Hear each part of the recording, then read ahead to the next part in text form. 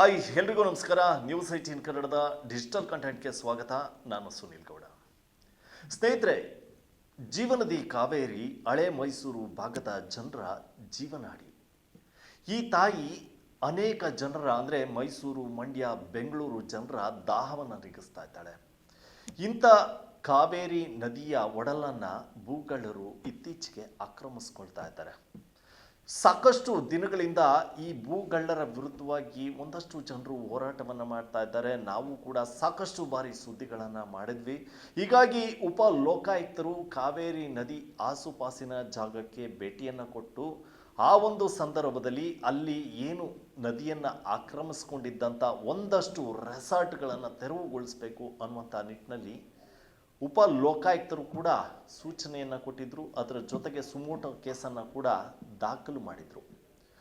ಮಂಡ್ಯದ ಶ್ರೀರಂಗಪಟ್ಟಣದ ಒಂದಷ್ಟು ಭಾಗ ಅಂದರೆ ಬಂಗಾರದೊಡ್ಡಿ ನಾಲೆ ಏರಿಯಾ ಏನಿದೆ, ಈ ಏರಿಯಾ ಭಾಗದಲ್ಲಿದ್ದಂಥ ರೆಸಾರ್ಟ್ಗಳನ್ನು ಕೂಡ ಈಗಾಗಲೇ ತೆರವು ಮಾಡಲಾಗಿದೆ.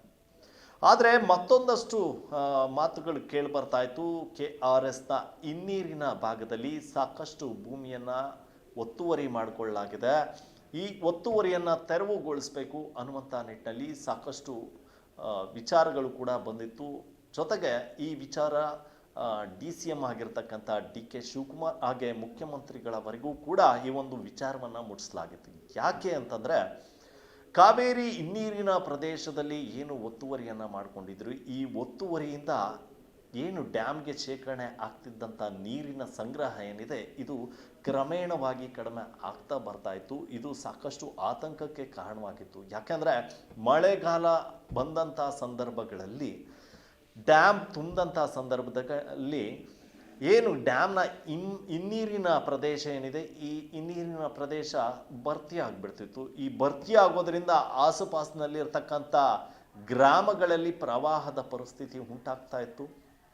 ಹೀಗಾಗಿ ಏನು ಕಾವೇರಿ ಹಿನ್ನೀರಿನ ಪ್ರದೇಶದಲ್ಲಿ ಒತ್ತುವರಿ ಏನಾಗಿದೆ, ಈ ಒತ್ತುವರಿಯನ್ನು ತೆರವುಗೊಳಿಸಿದರೆ ಈ ಒಂದು ಪ್ರವಾಹಕ್ಕೆ ಬ್ರೇಕನ್ನು ಹಾಕಬಹುದಾಗಿದೆ ಅಂತ ಅಧಿಕಾರಿಗಳು ಮಾಹಿತಿಯನ್ನು ಕೊಟ್ಟರು. ಹೀಗಾಗಿ ಸರ್ಕಾರ ಕೂಡ ಈಗ ಎಚ್ಚೆತ್ತುಕೊಂಡಿದೆ. ಕಾವೇರಿ ಹಿನ್ನೀರಿನ ಪ್ರದೇಶದಲ್ಲಿರ್ತಕ್ಕಂಥ ಕಾವೇರಿ ಅಚ್ಚುಕಟ್ಟಿನ ಪ್ರದೇಶಗಳೇನಿದೆ, ಇಲ್ಲಿ ಯಾರೆಲ್ಲ ಒತ್ತುವರಿಯನ್ನು ಮಾಡಿಕೊಂಡಿದ್ದಾರೆ ಜಾಗವನ್ನು, ಆ ಒತ್ತುವರಿಯನ್ನು ತೆರವುಗೊಳಿಸಲಿಕ್ಕೆ ಮಂಡ್ಯ ಜಿಲ್ಲಾಡಳಿತಕ್ಕೆ ಸರ್ಕಾರ ಸೂಚನೆಯನ್ನು ಕೊಟ್ಟಿದೆ. ಸೊ ಇದರ ಭಾಗವಾಗಿ ಮಂಡ್ಯ ಜಿಲ್ಲಾಧಿಕಾರಿ ಆಗಿರ್ತಕ್ಕಂಥ ಡಾಕ್ಟರ್ ಕುಮಾರ್ ಅವರು ಈಗ ಏನು ಜಲಸಂಪನ್ಮೂಲ ಇಲಾಖೆ, ನೀರಾವರಿ ಇಲಾಖೆ ಅಧಿಕಾರಿಗಳನ್ನು ಕರೆದು ಸಭೆಯನ್ನು ನಡೆಸಿ ಆದಷ್ಟು ಬೇಗ ಭೂ ದಾಖಲೆಗಳನ್ನು ಸಿದ್ಧಪಡಿಸ್ಕೊಂಡು ಕಾವೇರಿ ಒತ್ತುವರಿ ಅಂದರೆ ಕಾವೇರಿ ಹಿನ್ನೀರಿನ ಒತ್ತುವರಿ ಏನಾಗಿದೆ ಇದನ್ನು ಸರ್ವೆ ಮಾಡುವಂಥ ಕೆಲಸವನ್ನು ಮಾಡಬೇಕು. ಸರ್ವೆ ಆದ ಬಳಿಕ ಒತ್ತುವರಿ ಆಗಿರುವಂಥ ಪ್ರದೇಶಗಳು ಯಾವ್ಯಾವಿದ್ದಾವೆ, ಈ ಒತ್ತುವರಿ ಪ್ರದೇಶಗಳನ್ನು ತೆರವುಗೊಳಿಸುವಂಥ ಕೆಲಸವನ್ನು ಮಾಡಬೇಕಿದೆ ಅನ್ನುವಂಥ ನಿಟ್ಟಿನಲ್ಲಿ ಸಭೆಯನ್ನು ನಡೆಸಿ ಅಧಿಕಾರಿಗಳಿಗೆ ಸೂಚನೆಯನ್ನು ಕೊಟ್ಟಿದ್ದಾರೆ. ಆದಷ್ಟು ಬೇಗ ಕಾವೇರಿ ಅಂದರೆ KRS ಹಿನ್ನೀರಿನ ಪ್ರದೇಶದಲ್ಲಿರ್ತಕ್ಕಂಥ ಒತ್ತುವರಿಯ ಸರ್ವೆ ಕಾರ್ಯ ಕೂಡ ಕೆಲವೇ ದಿನಗಳಲ್ಲಿ ಅಧಿಕಾರಿಗಳು ಪ್ರಾರಂಭವನ್ನು ಮಾಡ್ತಾ ಇದ್ದಾರೆ. ಹೀಗಾಗಿ KRS ಹಿನ್ನೀರಿನ ಭಾಗದಲ್ಲಿ ಯಾರೆಲ್ಲ ಒತ್ತುವರಿಯನ್ನು ಮಾಡಿಕೊಂಡಿದ್ರು ಅವರಿಗೆ ಒಂದು ರೀತಿ ನಡುಕ ಶುರು ಆಗಿದೆ ಅಂತಲೇ ಹೇಳ್ಬೋದು. ಆದಷ್ಟು ಬೇಗ ಅಧಿಕಾರಿಗಳು ಈ ಒಂದು ಕೆಲಸವನ್ನು ಮಾಡಬೇಕಾಗಿದೆ.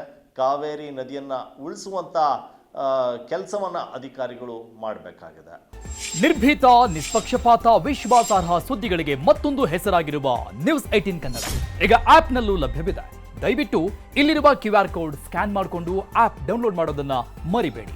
ನಿಮ್ಮ ಬೆಂಬಲ ಹೀಗೆ ಸದಾ ನಮ್ಮೊಂದಿಗಿರಲಿ. ಧನ್ಯವಾದ.